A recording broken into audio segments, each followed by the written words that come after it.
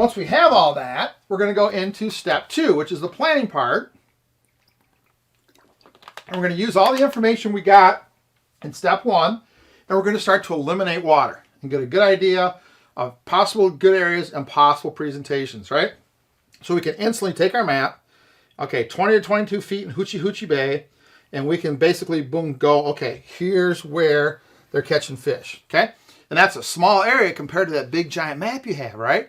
So now you know where you're going to launch, right? Maybe where you want to stay if it's a big body of water. Where am I going to, where do I want to dock the boat? Where do I want to stay at a hotel? I don't want to drive all the way around the lake if I don't have to.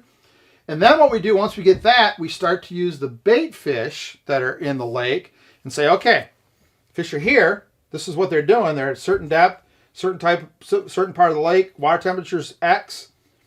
They're a certain depth. That means they're probably feeding on what type of bait fish. Or what kind of bait fish are in the lake? Where should the fish be in smaller pieces on this little piece of this big lake?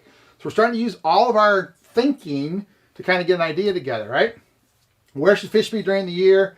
The time of year you're going to be there based on the bait fish and based on the information you got in step 1.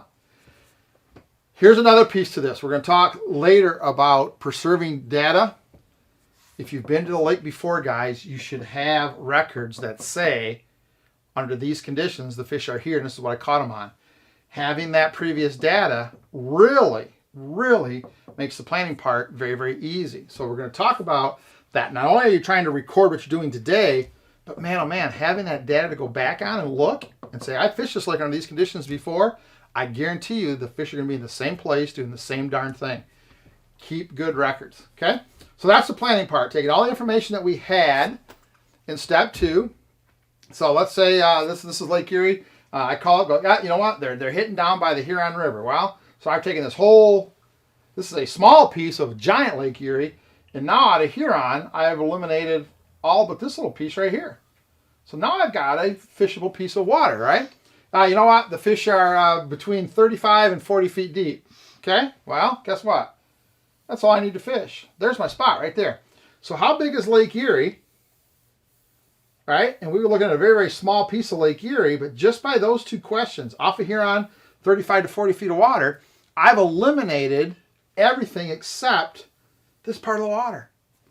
Now I've got a body of water. It's not much bigger than an inland lake. Now I can fish it and really start paying attention to what's happening.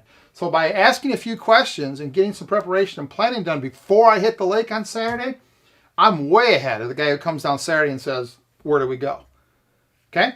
Most good fishing trips happen before you even hook the boat up to the trailer. I'm convinced of that. All right?